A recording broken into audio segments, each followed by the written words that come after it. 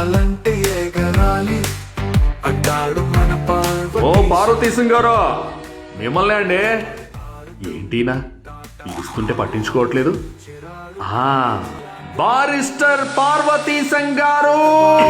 Barrister, barrister, barrister, barrister.